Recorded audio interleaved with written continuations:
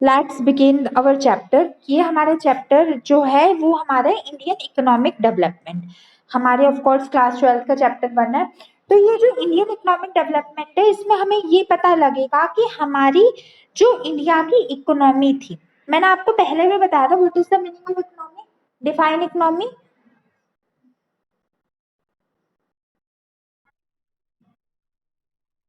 जी जी जी, वही मैंने, यस, मैंने आपको पहले भी बताया था कैपिटलिस्ट और मिक्स्ड इकोनॉमी वाले में। इकोनॉमी एक तब होती है जब एक पर्सन एक जगह पे रह के कुछ अपने लिवलाइहुड को फेच कर पा रहा है, कुछ अर्न कर पा रहा है, तो वो हमारी इकोनॉमी कहलाती है।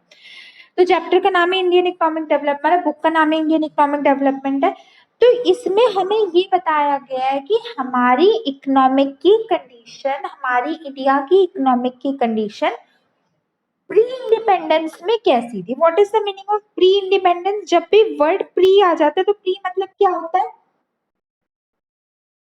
हाँ जी, प्री मतलब पहले और पोस्ट मतलब, हाँ जी, पोस्ट मतलब बाद में और प्री मतलब पहले। तो हमारी इंडिया की इकोनॉमिक पोजीशन कैसी थी प्री इंडिपेंडेंस, ठीक है। तो आज के जो मैं आपको लेक्चर में बताऊंगी वो मैं आपको बताऊंगी features of Indian economy on the eve of independence. कुछ आपको ऐसे फीचर्स बताऊंगी इंडिया के, इंडिया की इकोनॉमी के on the eve of independence. अब आप मुझे ईव का मतलब बता दो, what is the meaning of eve, या व्हाट इज ईव? नहीं पता? नो, ऑन द डे तो नहीं कहलाएगी। अब जैसे अगर मैं आपको कहूँ क्रिसमस की ईव या न्यू ईयर की ईव, तो अब मुझे बताओ इसका मतलब क्या होगा? क्रिसमस ईव्स या न्यू ईयर ईव्स, इसका मतलब क्या हुआ? एक दिन पहले, ना बचा। ईव मतलब होता है एक दिन पहले, one day before that particular day. अब जैसे हमारे न्यू ईयर की जो ईव होती है ना, हमारी न्यू ईयर की ईव होती है 31 दिसंबर। अब आप ये तो नहीं कह सकते ना कि न्यू ईयर ही होता है। ईव मतलब 31 दिसंबर, मतलब 1 जनवरी से एक दिन पहले। क्रिसमस की ईव होती है 24 दिसंबर, मतलब उस क्रिसमस से एक दिन पहले। तो ऐसे हमारे यहाँ पे है features of Indian economy on the eve of independence, मतलब इंडिपेंडेंस से एक दिन पहले। जैसे 15 अगस्त 1947 को हमें इंडिपेंडेंस मिली थी ना, तो 14 अगस्त तक की कंडीशन क्या थी? 14 अगस्त 1947 की तक की कंडीशन क्या थी? अब आपको ईव का मतलब समझ आ गया? Now do you know what is the meaning of eve? चलो, पहला हम पढ़ते हैं स्टेगेंट इकोनॉमी। ये आई थिंक आपको पता होगा। What is stagnant economy? Explain in your own words what is the meaning of. हाँ जी,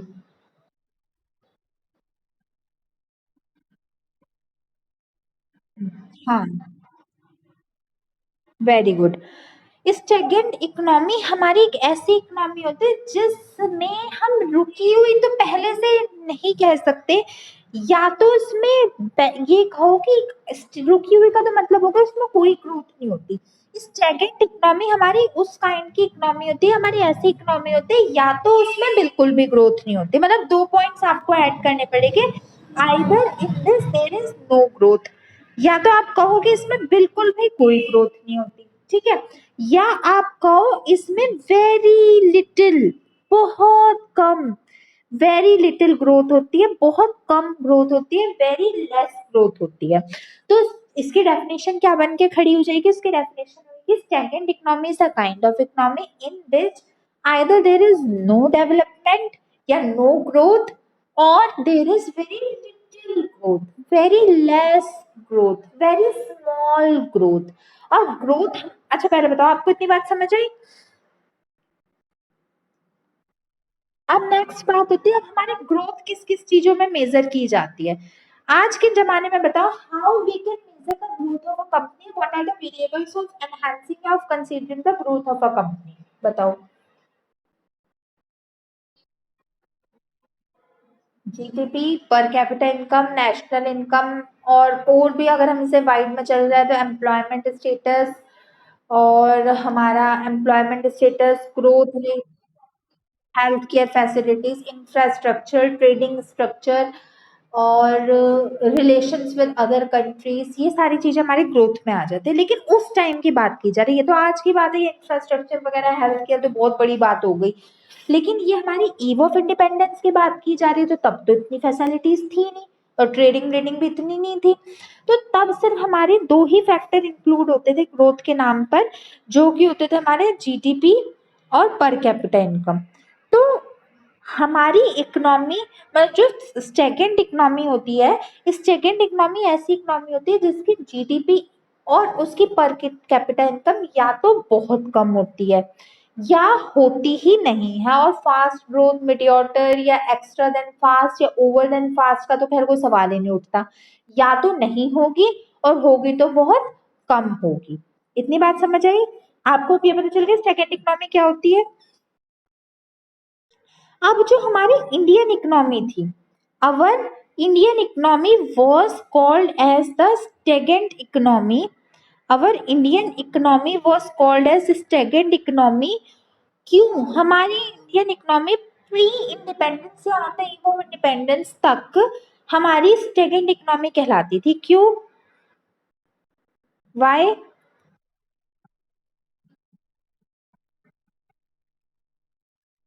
अब मैं आप मुझे आपको इंग्लिश में भी रेक्टिफाई करना है तो मैं आपको बता देती हूँ, इज नहीं आएगा, वॉज। हाँ, हाँ, क्योंकि ये भी मेरा सब्जेक्ट है तो मैं आपको बता देती हूँ। GDP income was very low and per capita income was very low, was. अब मुझे एक बात बताओ, क्या हमारे जो एम्प्लॉयज थे या जो हमारे वर्कर्स थे, क्या वो कमाते नहीं थे? या उस टाइम पे कोई भी प्रोडक्शन नहीं होता था? ऐसा क्या रीजन था जो स्लो होती थी या होती नहीं थी? What was the major reason behind it? बताओ।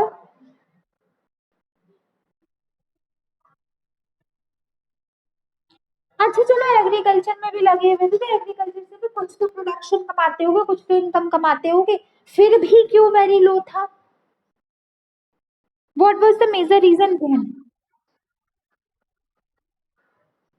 इसका रीजन ये था कि हमारे वर्कर्स फोर्स होते थे ब्रिटिशर्स के ऊपर कि जो वो हमें कहेंगे हमें वो बनाना होगा। अगर हमारे लिए जो प्रॉफिटेबल है हम उसे अपने अकॉर्डिंग नहीं बना सकते, जो हमारे ब्रिटिशर्स हमें कहेंगे। ये जो जैसे आपको ये पता होगा, और आपका 12th में इंग्लिश में एक चैप्टर भी है इंडिको नाम का, तो आपको पता होगा कि अगर हमारे, आप बताओ हमारे इंडिया के सीरियल क्रॉप्स क्या है? What are the cereal crops of our country?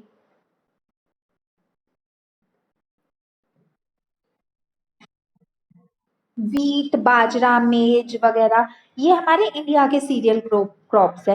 But Britishers क्या कहते थे? ब्रिटिशर्स को जो पसंद था वो था इंडिको।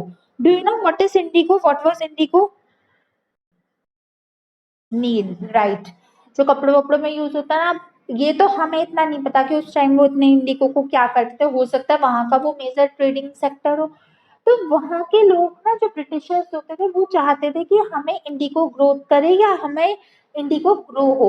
तो वो हमारे फार्मर्स को क्या करते थे, वो फोर्स करते थे कि भाई मैं तुम्हें कह रहा हूँ तो तुम लोगों को ना इंडिको को ही ग्रो करना है। तो ये तो एक वन ऑफ द एग्जाम्पल है, सारे एग्जाम्पल नहीं है ये। तो कहने का मतलब ये है, हमारी इंडिया उस टाइम पे स्टेगेंट इकोनॉमी इसलिए कहलाती थी क्योंकि भले ही हमारे वर्कर्स काम प्रॉपरली करते थे, चलो आज लोग एजुकेटेड वर्क करते, तब अनएजुकेटेड वाले वर्क किया करते थे, लेकिन करते जरूर थे। फिर भी हमारी कंट्री अनएजुकेटेड कंट्री इसलिए कहलाई जाती थी, या फिर भी हमारे जो ग्रोथ स्टेटस वो अनएजुकेट, वो हमारा स्लो इसलिए था क्योंकि हम लोग, पहली बात, जो हम करते थे वो हम अपनी मर्जी से नहीं करते थे, जो ब्रिटिशर्स हमसे करने को कहते थे हम वैसा करते थे, फर्स्ट बात। सेकंड बात, जितना चलो थोड़ा बहुत अपनी कंट्री के लिए कर भी लेते थे कि भाई चलो थोड़ी बहुत अपने ग्रोथ स्टेटस के लिए थोड़ा बहुत अपनी कंट्री के लिए कर भी ले, उसका भी मैक्सिमम प्रोपोर्शन ऑफ प्रॉफिट कौन ले जाया करते थे? Who took maximum proportion of profit? Britishers. जो प्रॉफिट थोड़ा बहुत हमारी कंट्री कमाती भी थी उस टाइम पे, उसका भी मैक्सिमम प्रपोर्शन हमारे ब्रिटिशर्स ले जाते थे। जैसा कि मैंने, हाँ, अभी मैं आपको बताऊंगी इंग्लिश के भी चैप्टर में। तो वो जो इंडिको चैप्टर है आपका, तो उस चैप्टर में आपको क्या है, उसमें ये होता था, जैसा आपको पता होगा उसमें बताऊंगा मैं, राजकुमार शुक्ला एक उसमें पीजेंट था। वो बताते थे कि 100% में से 25% इंडियन जमींदार को दिया जाता था, और 75% ब्रिटिशर्स ले जाते थे किसी भी अमाउंट का। अब 25% जमींदार को दिया जाता था। हु आर जमींदार? हु आर जमींदार? अब देखो, ओनर को, अगर किसी खेत के ओनर को 25% मिल रहा है, तो वो अपने वर्कर्स को कितने देगा, जो डेली वेजेस वर्कर होते हैं? बताओ। वेरी लेस, बहुत कम। तो जितना उनके वर्कर्स के पास होता था, जितना अब 25% अगर जमींदार को मिलेगा, तो वो हार्डली 12.5 या 10% अपने वर्कर्स को देते थे। अब मुझे बताओ, सारी मेहनत लगी किसकी? Who did all the hard work? और उनको कितना मिला उनकी कमाई का? 10%, ओनली 10%। मैं तो आपको टेक्निकल वर्ड्स बता रही हूँ, 10%। तो यही रीजन था हमारी इकोनॉमी एक स्टेगनेंट इकोनॉमी बन के रह गई थी, क्योंकि उसके में ग्रोथ तो थी ही नहीं। और जो था भी, जो थोड़ा बहुत होता भी था, वो भी ये जो 10% आ जाता था, उन्हें मान लिया जाता था। ठीक है। तो on the eve of independence, India was completely a stagnant economy. हमारी इंडिया बिल्कुल एक पूरी स्टेगनेंट इकोनॉमी थी।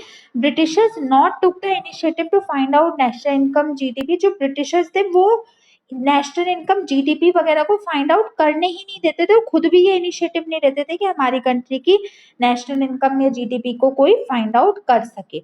और इतिहास गवाह है, या अकॉर्डिंग टू हिस्टोरियंस या अकॉर्डिंग टू हिस्ट्री, जो इकोनॉमिक ग्रोथ उस समय का था, वो ओनली 2% था। याद रखना बच्चा, ये जो हमारे फिगर्स होते हैं ना, उन्हें याद रखना। ओनली 2% इकोनॉमिक ग्रोथ था उस टाइम पे, और पर कैपिटा इनकम ओनली 0.5% थी। At the time of eve of independence, the economic growth of a country was only 2% and per capita income was only 0.5% of the total. अब आप मुझे ये बताओ, आपको इतनी बात समझ आ गई? फर्स्ट हमारा पॉइंट क्लियर है। आप मुझे ये बताओ कि चलो बाद में क्वेश्चंस पूछूंगी। आपने वो फिगर्स याद कर ली, 2% और 0.5%? Good good good, very good. तो चलो, अब हम अपना सेकंड पॉइंट देख लेते हैं। सेकंड पॉइंट है हमारा डोमिनेंस ऑफ एग्रीकल्चर। आपको ये पता होगा कि आज भी हमारे रूरल सेक्टर में जो मैक्सिमम लोग एम्प्लॉयड है, वो है एग्रीकल्चर सेक्टर में। आज भी, जबकि इतना डेवलपमेंट हो गया कंट्री में, युग बदल गए, तो भी हमारे जो आज भी हमारा रूरल सेक्टर है, रूरल एरिया है, वो हमारा एग्रीकल्चर सेक्टर पे बेस्ड है। आज तो आप देखो, कितने सारे एमएनसीज आ गई, कितनी सारी मल्टीनेशनल कंपनीज है, बीपीओज है, कितनी सारी आपकी टेक्नोलॉजीज आ गई, कितने फील्ड आ गए, कितने प्रोफेशन आ गए। तो आज के सारे रूरल सेक्टर के लोग एग्रीकल्चर पे बेस्ड है। और उस टाइम तो कुछ था ही नहीं। डेवलपमेंट नाम पे जीरो, ग्रोथ नाम पे जीरो, इनकम नाम पे जीरो। तो फिर बताओ, उस वक्त के जो सबसे ज्यादा लोग थे, वो किस पे बेस्ड थे? देवर बेस्ड ऑन, जी, राइट बच्चा। What is the meaning of dominance? जैसे मैंने अपने पॉइंट में डाला, dominance of agriculture. Then what is the meaning of dominance? Dominance का मतलब क्या होता है? नहीं, जैसे अगर मैं आपको एक एग्जांपल देती हूँ, India is a male dominated country. अब बताओ, डोमिनेटिंग का मतलब क्या हुआ? India is a male dominating country. नहीं बच्चा, कहते हैं ना, हुकुम जिनकी पावर होती है। जैसे इंडिया में मेल्स को ज्यादा, कह सकते हैं, भाव दिया जाता है, प्रभाव होता है, उनकी ज्यादा वैल्यू होती है।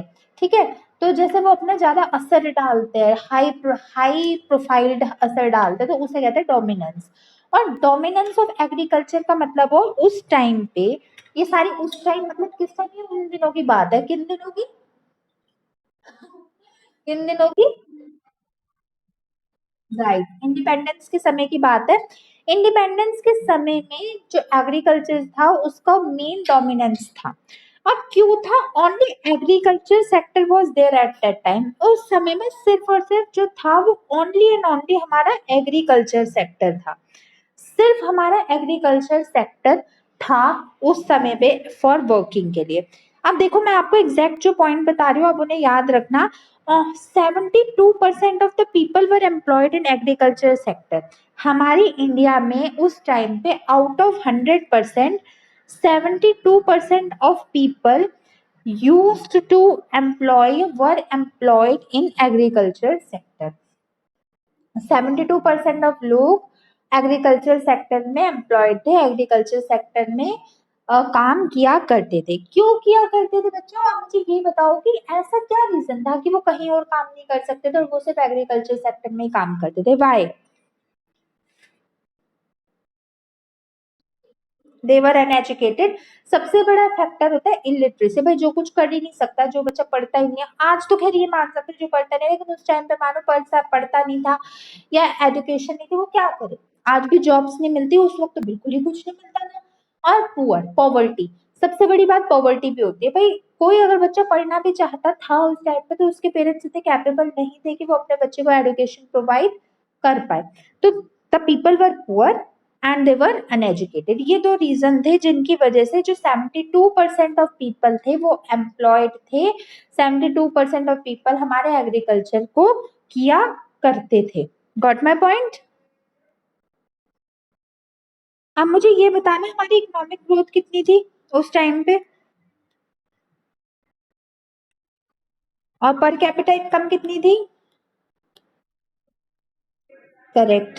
कितने परसेंट ऑफ पीपल एम्प्लॉयड थे हमारे यहाँ पे एग्रीकल्चर सेक्टर में? शाबाश। However, agriculture sector contribute 50% of the contribution in the GDP of a company, which was sufficient at that time. मैंने आपको अभी अपनी प्रीवियस अपने पॉइंट में बता दी स्टेगेंट इकोनॉमी, मतलब सेकेंड इकोनॉमी की बात करें तो ऐसी इकोनॉमी जहाँ पे हमारी बिल्कुल है, मतलब एक ऐसी इकोनॉमी जहाँ पे हमारी बिल्कुल भी ग्रोथ नहीं होती थी। फिर मैंने आपको ये बताया था कि उसमें से जो हमारी थोड़ी बहुत ग्रोथ होती थी वो लिटिल बिट ग्रोथ होती थी या बिल्कुल ग्रोथ नहीं होती थी। तो बच्चों मैं आपको ये बताऊं, जो लिटिल बिट ग्रोथ होती थी इस सेकेंड इकोनॉमी के अकॉर्डिंग भी, जो हमारी लिटिल बिट ग्रोथ होती थी, जो हमारी थोड़ी बहुत भी ग्रोथ होती थी, वो किसकी वजह से होती थी? वो होती थी हमारी एग्रीकल्चर सेक्टर की वजह से। मतलब जो हमारी इकोनॉमी में थोड़ी बहुत भी जो ग्रोथ हुआ करती थी, थोड़ा बहुत भी जो हमें कंट्रीब्यूट करता था, वो हमें एग्रीकल्चर सेक्टर ही करता था। उस टाइम पे एग्रीकल्चर सेक्टर हमें 50% ऑफ जीडीपी देता था।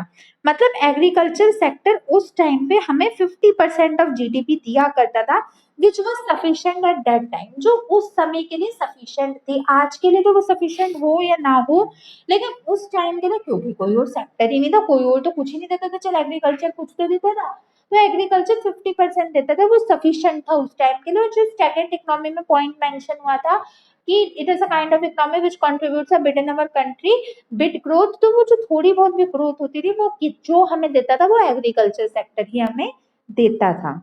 समझ गए? ओके बाबू, नेक्स्ट। अब हमारा फोर्थ पॉइंट देखते हैं, सॉरी थर्ड पॉइंट। ये है हमारा backward backward economy. What is the meaning of backward economy? Backward economy का मतलब क्या होता है? पीछे रह गई हो। स्टिल टुडे, आज इतना डेवलपमेंट हो गया, हमने इतनी ग्रोथ कर ली, तो भी हमारी कंट्री एक डेवलपिंग कंट्री ही है। Today also our country is not a developed country. आज भी हमारी कंट्री डेवलप्ड कंट्री नहीं है। तो उस पीछे समय में चले जाते तो पूछो ही मत, डेवलपमेंट का तो खैर कोई सवाल ही नहीं उठता था। जो डेवलप्ड कंट्री होती है वो मॉडर्न कंपनी कंट्री होती है, जो अंडर डेवलप्ड होती है वो बैकवर्ड कंट्रीज में आती है। तो बैकवर्ड कंट्री को एक सॉरी बैकवर्ड इकोनॉमी क्या होती है? Backward economy is a kind of economy whose per capita income is very less. वही बात है, हर जगह की जो हमारी ग्रोथ स्टेटस होता है वो मेजर हमारा सिर्फ पर कैपिटा इनकम, नेशनल इनकम, और ये हमारे आजकल और भी मान लो तो employment status, education facilities, poverty, infrastructure, health facilities, industries, इन्हीं चीजों से मेजर किया जाता है। लेकिन उस टाइम की बात करें तो एक इकोनॉमी को बैकवर्ड इकोनॉमी तब कहा जाता है अगर उसकी पर कैपिटा इनकम वेरी लेस हो या उसकी पर कैपिटा इनकम बहुत कम हो। क्या कहा मैंने? What is the backward economy?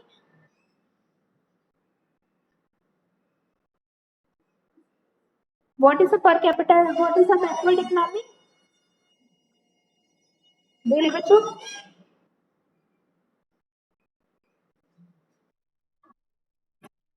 Okay, मैंने कहा कि what is backward economy?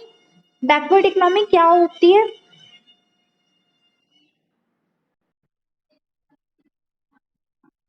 Okay बाबू, मैं कह रही हूँ what is a backward economy? Backward economy क्या होती है? What I have said.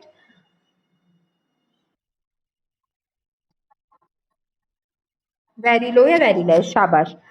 अब आपको मैं बताती हूँ, जब on the eve of independence, India के इंडिपेंडेंस तक इंडिया की जो पर कैपिटा इनकम थी वो जस्ट 230 रुपीज थी। Can you imagine? Lakh, lakhs, crore, million, billion, trillion की तो बात ही नहीं हो रही, थाउजेंड भी नहीं।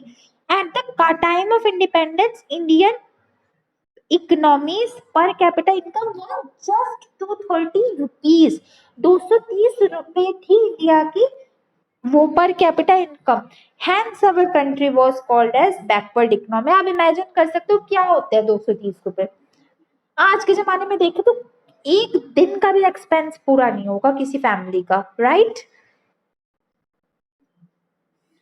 और अगर हम पहले की बात करें तो पहले तो बहुत ही ज्यादा, मैं ये बात तो मानती हूँ कि पहले और आज की पैसों में डिफरेंस आया। पहले पैसों की ज्यादा वैल्यू होती थी, आज इतनी नहीं है। मतलब आज उतनी वैल्यू डाउन हो गई। जैसे आपने अपने बड़ों से सुना होगा, अपने एग्जैक्टर्स से, कि जो हमारे पहले के 5 रुपए आज के 500 रुपए के बराबर है। लेकिन फिर भी 230 भी कोई बहुत ज्यादा अमाउंट नहीं था। समझ गए बच्चे? Next, fourth point. अगर फोर्थ पॉइंट आता है अब हमारे इंडस्ट्रियलाइजेशन, है ना? आपने ये मुझे स्टार्टिंग में ही, लेक्चर के स्टार्टिंग में ये बता दिया था कि हमारी जो इंडस्ट्रीज थी वो हैंडीक्राफ्ट सेक्टर्स को हटा दिया गया था, और हमारे जो हैंडीक्राफ्ट सेक्टर की इंडस्ट्रीज थी उन्हें बंद करवा दिया गया था। बहुत अच्छा, वेरी वेरी गुड। अब मैं आपको लेकिन डिटेल में बताती हूँ इंडस्ट्रियलाइजेशन का क्या मतलब हुआ। इंडिया पहले जमाने में वेल नोन थी फॉर हिज हैंडीक्राफ्ट। इंडिया अपनी हैंडीक्राफ्ट सेक्टर के लिए मान जानी जाती थी। हैंडीक्राफ्ट्स क्या हुआ? हाथ से बनी हुई चीजें। जी, आप भी वैसे आर्ट में बहुत अच्छे हो मुझे पता है, तो आपको भी हैंडीक्राफ्ट्स काफी अच्छे से आते होंगे, है ना? तो बेसिकली मैं, नहीं मुझे पता है आपकी भी आर्ट बहुत अच्छी है। तो हैंडीक्राफ्ट सेक्टर अच्छी बात है, बहुत अच्छी कला है ये, दिस इज अ कला। तो बेसिकली जो हमारे हैंडीक्राफ्ट सेक्टर था, तो इंडिया हमारी हैंडीक्राफ्ट इंडस्ट्री थी या हैंडीक्राफ्ट बैकग्राउंड को बिलोंग करती थी। और इंडिया की जो सबसे ज्यादा on the eve of independence, independence से पहले जो बेस्ट थी वो हैंडीक्राफ्ट सेक्टर में थी। But after britisher came, industrial handicraft sector became ruined। जैसे ही ब्रिटिशर्स का आगमन हुआ या ब्रिटिशर्स ने अटैक किया, जो इंडिया का हैंडीक्राफ्ट सेक्टर था वो बिल्कुल ruin हो गया। What is the meaning of RUIN? ruin मतलब क्या होता है? जी, डिक्लाइन, तबाह हो जाना, खत्म हो जाना। उनका बिल्कुल भी इकोनॉमिक सेक्टर, ये पूरा हैंडीक्राफ्ट सेक्टर खराब हो गया था, तबाह हो गया था, बंद हो गया था। Eight the time of independence, अब आपने यहाँ तक तो मुझे बता दिया था, अब मैं आपको बताती हूँ।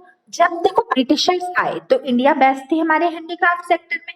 तो जो इंडिया की हैंडीक्राफ्ट सेक्टर था, इंडिया का हैंडीक्राफ्ट जो जोन था वो तो खराब हो गया, ठीक है, बंद कर दिया, तबाह हो गया, उन्होंने बंद कर दिया। फिर जैसे जैसे जैसे जैसे वो रहे और लास्ट में जाने लगे। जब तक इंडिया को इंडिपेंडेंस मिली तब तक हैंडीक्राफ्ट सेक्टर तो बंद हो गया था, बट उसके रिप्लेसमेंट में कुछ कोटेज इंडस्ट्री और कुछ स्मॉल स्केल इंडस्ट्री खुल गई थी।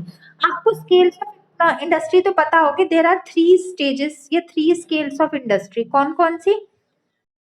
Which one?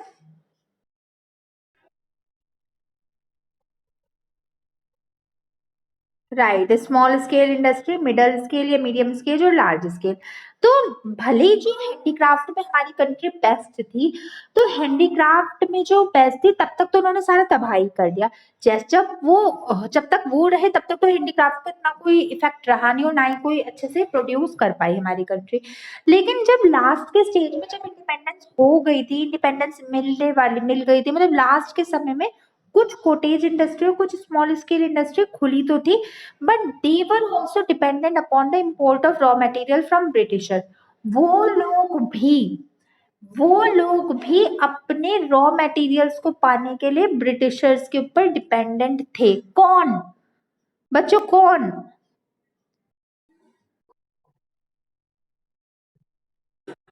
ओनर्स मतलब इंडस्ट्रियलिस्ट, कोटेज इंडस्ट्री और स्मॉल स्केल इंडस्ट्री चलाने वाले लोग भी अपनी मर्जी से अपना प्रोडक्शन नहीं कर सकते थे।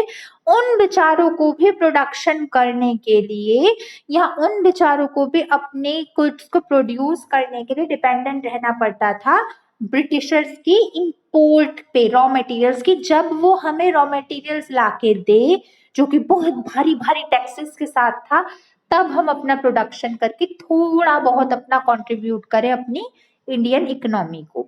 समझ गए? ये डिटेल्ड एक्सप्लेनेशन थी। नेक्स्ट हमारा फिफ्थ पॉइंट है इसका, limited urbanization. What is the meaning of urbanization या व्हाट इज अर्बनाइजेशन?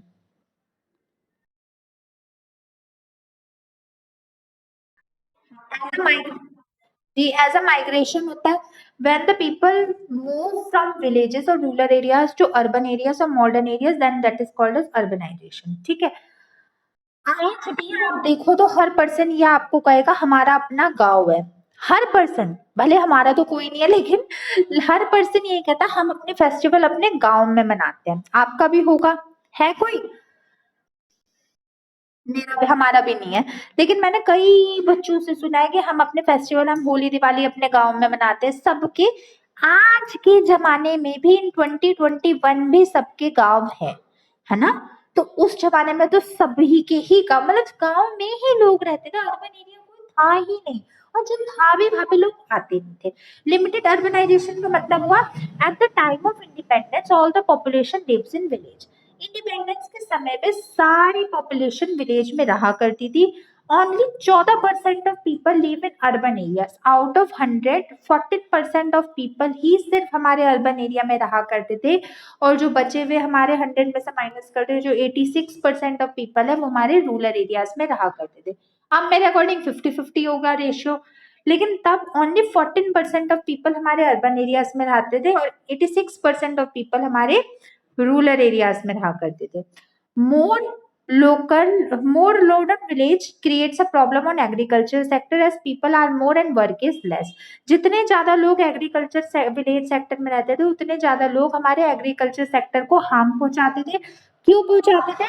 क्योंकि people are more and work is less. ये एक आपकी काइंड ऑफ अनएम्प्लॉयमेंट थी जो आपने 9th में पढ़ी होगी। क्या नाम था उसका? Very good. People are more and work is less हमारे डिस्गाइज्ड अनएम्प्लॉयमेंट की एक, कह सकते हैं, काइंड होता है। देखो जितने ज्यादा लोग गांव में रहेंगे और कुछ काम तो उन्होंने करना नहीं, उतने ज्यादा लोग क्या करेंगे? एग्रीकल्चर सेक्टर में जाएंगे। और जितने ज्यादा लोग एग्रीकल्चर सेक्टर में जाएंगे उतना ज्यादा एग्रीकल्चर सेक्टर पे लोड पड़ेगा, प्रभाव पड़ेगा, असर पड़ेगा। और एग्रीकल्चर सेक्टर पे जितना असर पड़ेगा तो कोई बात है, जहाँ पे जिस चीज की ज्यादा लोग होने लग जाते तो उसका स्कोप कम हो जाता है ना। तो उसका स्कोप कम होने लगा था उस टाइम पे। समझ गए? देखो बाबू, ये ना हमारे ना क्वेश्चन जो होता है वो हमारा बेसिकली 5 मार्क्स का आता है, 5 या 6 मार्क्स का। तो मैं आपको जो भी करवाती हूँ अपने एक सेशन में वो मैं आपको एज अ लॉन्ग क्वेश्चन की तरह करवाती हूँ कि ये हमारा एक लॉन्ग क्वेश्चन है, आप इसे कंप्लीट कर लो तो आपके फुल एंड फुल मार्क्स आ जाएंगे। अब आपकी बुक में 7 पॉइंट्स गिवन है, मैंने इसके इम्पोर्टेंट 5 पॉइंट्स करवाए हैं। अगर वो 2 पॉइंट्स आएंगे भी तो मैं आपको आगे बता दूंगी जर्नल में था क्या। लेकिन यही इसके 5 मेजर मोटे मोटे इंपॉर्टेंट पॉइंट्स है। आप इन्हें कर लो, then also you will get full on full marks. ठीक है बाबू? चलो it's the time to ask the questions. चलो फर्स्ट क्वेश्चन मुझे बताओ, उसका फर्स्ट क्वेश्चन का आंसर दो। स्टैगनेंट इकोनॉमी क्या होती है? What is the meaning of stagnant economy?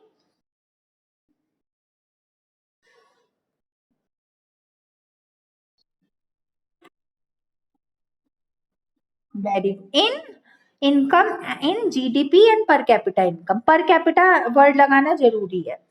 ठीक है, गुड। इकोनॉमिक ग्रोथ कितने परसेंट थी? पर कैपिटा इनकम कितने परसेंट थी? Very good. कितने percent of people agriculture sector में एम्प्लॉयड थे? Very good. कितने percent of people urban area में रहा करते थे? Very good. और इंडिया को किन पे डिपेंडेंट होना होता है रॉ मटेरियल्स के लिए? हाँ जी। हमारी eight the time of independence India की पर कैपिटा इनकम कितनी थी? नो। अमाउंट कितना था? What was the amount of पर कैप? हाँ जी, वेरी गुड। और एग्रीकल्चर सेक्टर कितना कंट्रीब्यूट करता था इंडियन जीडीपी में? Very good. तो दैट मीन्स आपको आज का टॉपिक क्लियर हुआ, आज की क्लास का टॉपिक? कोई डाउट हो तो मेरे से पूछ लेना, ठीक है? That's all for today.